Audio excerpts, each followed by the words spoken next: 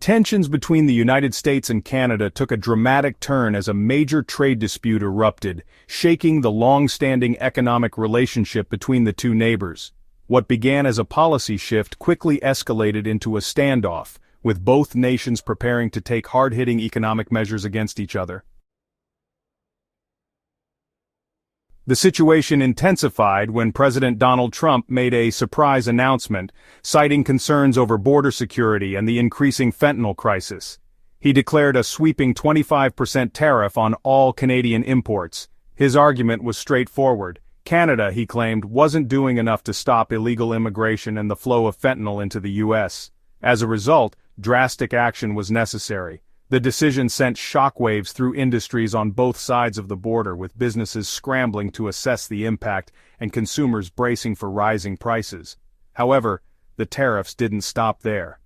A separate 10% duty was imposed specifically on Canadian energy exports, a move that struck at the heart of Canada's economy. The oil and gas sector, one of Canada's most critical industries, suddenly found itself facing an uphill battle as energy prices and supply chains braced for potential disruption. Canada's response was swift and forceful. Prime Minister Justin Trudeau wasted no time in striking back, announcing a countermeasure that would impose a matching 25% tariff on $30 billion worth of American goods. But this was only the beginning. Trudeau made it clear that after a 21-day review period, Canada could extend these tariffs to cover an additional $125 billion in U.S. imports if the situation did not improve. The Canadian government was strategic in its approach, targeting American industries that would feel the pressure quickly. Popular consumer goods such as beer, wine, bourbon, fruit juices, clothing, sports equipment, and household appliances were all hit with tariffs, directly affecting businesses across multiple U.S. states. This move was calculated not only as an economic response but also a political one, putting pressure on American lawmakers to reconsider Trump's aggressive trade policies. As the trade war between these two allies gained momentum, industries on both sides prepared for what could be one of the most disruptive economic battles in recent history. After weeks of tense negotiations, both sides finally stepped back from the brink of an all-out trade war. Instead of immediately imposing tariffs, the U.S. and Canada agreed to hit the pause button, delaying their enforcement for 30 days. The deal came with conditions. Canada promised to tighten its border security, taking stronger action to curb the illegal flow of fentanyl into the United States. As part of this effort, the Canadian government appointed a new official, a so-called fentanyl czar, to oversee enforcement, while both countries pledged to work together on a joint task force to disrupt drug trafficking networks. The agreement may have bought time, but it didn't eliminate the looming uncertainty. Many in Canada remained skeptical, worried about the potential economic fallout if the tariffs were reinstated. Businesses and economists warned that even a temporary trade war could send shockwaves through key industries, driving up costs for consumers, disrupting supply chains, and unsettling financial markets. Given how deeply intertwined the United States and Canadian economies are, any major disruption to trade between the two nations could have long-lasting effects. One industry in particular stood to lose big: the Canadian oil sector. As one of the world's top oil producers, Canada pumps out nearly 6 million barrels per day, most of which has traditionally gone straight to American refineries. But with trade tensions threatening to cut off that vital market, Canadian energy producers were forced to rethink their strategy. Instead of relying so heavily on the United States, they began pivoting towards new buyers overseas. The key to this shift was the expansion of the Trans Mountain Pipeline, a major infrastructure project designed to carry oil from Alberta to Canada's Pacific coast. Completed in mid-2024, the pipeline nearly tripled its previous capacity, allowing 890,000 barrels of crude to flow westward every day. This gave Canada a much-needed alternative route to international markets, particularly in Asia, where demand for energy continues to rise. The results were already starting to show. Countries like China, Japan, and South Korea began ramping up their imports of Canadian oil, with shipments increasing steadily in the latter half of 2024. In particular, Chinese refiner Rangang Petrochemical secured multiple cargoes of heavy crude, signaling a growing appetite for Canada's oil as an alternative to traditional suppliers. With global energy markets shifting, Canada found itself in a position where it could no longer rely on its neighbor to the south. It had to establish new trade relationships to secure its future. Canada is making big moves to reduce its dependence on the United States, shifting its focus toward a more diverse range of trading partners. With economic uncertainty looming and trade disputes on the rise, the country has begun rethinking how and where it sells its most valuable resources, especially oil. Over the years, Canada's oil industry has seen remarkable growth, largely thanks to its vast oil sands reserves in Alberta. These reserves hold an estimated 180 billion barrels of oil, making Canada home to the third largest proven supply in the world.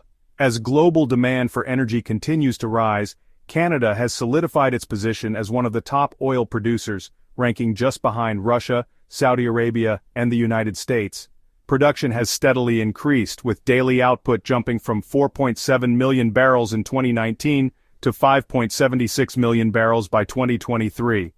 A significant portion of this comes from Alberta's oil sands, a crucial part of Canada's energy sector that fuels both domestic consumption and international exports. But while the economic benefits are undeniable, not everyone is on board. Environmental concerns have sparked intense debate over Canada's continued investment in fossil fuels. Critics argue that projects like the Trans Mountain Pipeline expansion contradict the country's commitment to fighting climate change. With ambitious emission reduction targets and a national carbon tax in place, the government has tried to balance economic growth with environmental responsibility. However, as oil production ramps up, so do questions about whether Canada can truly meet its climate goals while continuing to invest in fossil fuel infrastructure. Amid ongoing trade tensions with the United States, Canada has been quietly building stronger economic ties elsewhere, particularly with China. As the world's second-largest economy, China has become an increasingly important trading partner, second only to the United States. In 2022, trade between the two nations reached $25.4 billion, a sign of Canada's growing effort to expand its reach beyond North America. Agricultural exports in particular have played a major role in this shift. In 2023, shipments of oilseeds, including canola, to China surged by 75.2% compared to the previous year, driven largely by China's economic recovery and rising demand for high-quality food products. But canola wasn't the only Canadian export seeing a boost. Shipments of iron ore, copper, coal, and wood pulp also saw steady growth, feeding China's massive industrial sector and highlighting Canada's role as a key supplier of raw materials. Even with trade expanding, challenges remain. While Canada has successfully increased its exports to China, the overall trade balance is still lopsided, with China exporting far more goods to Canada than it imports. Trade between Canada and China continued to surge in 2023, with imports from the Asian powerhouse reaching $100 billion, a sharp 16% jump from the previous year. While this growing economic relationship has provided Canadian businesses with new opportunities, it has also sparked concerns about long-term trade imbalances. Some economists have questioned whether this trade pattern is sustainable in the long run. To navigate these challenges, Canada has been working to diversify its export markets, aiming to reduce its reliance on any single trading partner. This shift has become even more crucial in the wake of heightened trade tensions with the United States. As economic uncertainty grows, Canada finds itself caught between its two largest trade partners, balancing its long-standing ties with the United States while strengthening connections with China and other global markets. One of the most immediate concerns following the U.S. tariff announcement is the impact on everyday Canadians. With a 25% duty placed on a wide range of American imports, prices for common household goods, everything from clothing to appliances, are expected to rise. Canadian consumers, already facing inflation pressures, could soon find themselves paying significantly more for necessities. The energy sector isn't immune to these shifts either. While the tariffs on Canadian energy exports may seem smaller in comparison, even a 10% hike could have ripple effects. Higher fuel costs could squeeze household budgets, drive up transportation expenses, and make everyday goods even pricier. The auto industry, one of Canada's economic powerhouses, is also bracing for potential disruptions. Car manufacturing in Ontario and Quebec is deeply intertwined with U.S. supply chains, relying on a steady flow of American parts and materials. New trade barriers could slow production, increase costs, and even put Canadian jobs at risk if manufacturers are forced to cut back. Given that the United States remains the biggest buyer of Canadian vehicles, any turbulence in this sector could have long-term consequences for the country's industrial backbone. Meanwhile, Prime Minister Justin Trudeau finds himself under mounting political pressure. As a leader who has built his reputation on fostering strong international alliances, the sudden escalation in trade tensions has put him in a difficult position. His decision to negotiate a temporary tariff delay with the United States was seen by some as a strategic move to prevent economic fallout, but not everyone agrees. Critics argue that Canada should take a firmer stance against American trade pressure rather than seeking temporary compromises. At the same time, a growing number of Canadians are beginning to question whether their country should continue to rely so heavily on the United States for trade. As economic uncertainties mount, voices calling for a re-evaluation of Canada's global trade strategy are growing louder.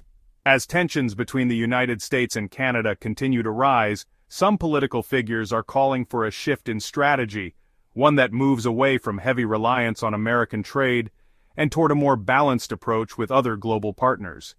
China, in particular, has emerged as a key player in this conversation, presenting both opportunities and challenges for Canada's economic future. For years, trade between Canada and China has been expanding, offering Canadian businesses access to a massive market beyond North America. This shift has allowed Canada to diversify its economic interests, reducing the risks that come with depending too heavily on a single partner. However, this growing relationship has also placed Canada in the middle of an increasingly tense global rivalry. With U.S.-China relations becoming more strained, Washington has been keeping a close watch on Canada's deepening ties with Beijing. The concern from the United States isn't just about trade, it's about influence. As China's global footprint grows, American policymakers view stronger economic connections between Canada and China as a potential challenge to their own dominance in the region. Remarks from the Trump administration suggesting that Canada is drifting too far from U.S. strategic interests have been widely interpreted as pressure to keep the country firmly aligned with Washington's economic and geopolitical goals. Meanwhile, China has been eager to strengthen its foothold in Canada, investing heavily in key industries like real estate, mining, and technology. It has also become a major buyer of Canadian oil and agricultural products, cementing its role as one of Canada's most important trading partners. While these investments have boosted economic ties, they have also sparked debates within Canada about the risks of becoming too economically intertwined with China, especially given the complex political landscape. To avoid overdependence on either the United States or China, Canada has been looking to expand its trade footprint elsewhere. The shift in global energy demand, particularly in Asia, has opened up new possibilities for Canada's oil and gas industry. With the completion of the Trans Mountain Pipeline expansion in mid-2024, Canada now has a direct route to ship its oil to markets beyond North America, particularly China and other Asian countries. This project has been a cornerstone of Canada's efforts to diversify its export strategy, ensuring that its energy sector isn't solely reliant on the American market. But this strategy is not without its contradictions. Even as Canada seeks to grow its oil exports, it has also made ambitious commitments to fight climate change. The government has implemented a nationwide carbon tax and set aggressive targets for reducing greenhouse gas emissions. Yet expanding oil infrastructure and increasing fossil fuel exports to Asia have drawn sharp criticism from environmental groups who argue these moves undermine Canada's climate goals. This ongoing debate has put the government in a difficult position, caught between economic priorities and environmental responsibility. Amid these shifting trade dynamics, Canada remains locked in a high-stakes dispute with the United States over tariffs. As of February 25th, negotiations between the two countries are ongoing, with both sides working to find a resolution before the new tariff deadline. The United States has made it clear that it is willing to take further action if Canada does not meet its demands on border security and drug trafficking. At the same time, Canadian officials are striving to minimize the economic fallout and prevent an escalation of tensions.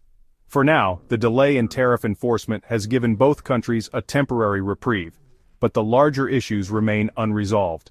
Questions around fentanyl trafficking, border security, and trade imbalances continue to dominate discussions, leaving Canada in a precarious position. Balancing its deep-rooted economic ties with the United States while seeking new opportunities with China and other global partners will require careful diplomacy. At the same time, Canada must address its own internal debates as political divisions over trade policy continue to grow. The outcome of these negotiations will not only shape the future of U.S.-Canada relations, but also define Canada's place in the evolving global economy. According to Statistics Canada data, the bilateral trade in goods and services between the United States and Canada exceeded $800 billion in 2022, illustrating the deep interdependence of both economies. Nearly 75% of Canada's total exports historically flow to American markets, underscoring why any significant disruption in U.S.-Canada trade can have immediate repercussions on Canadian industries, from energy to agriculture to automotive manufacturing. Meanwhile, Canada's pivot toward Asia has been partially driven by projections from the International Energy Agency, which forecasts that Asian oil demand could rise by more than 20% over the next decade, particularly in markets like China and India. This growing demand coincides with Canada's expanded pipeline capacity, reinforcing the strategic necessity of diversifying export destinations beyond the U.S. market.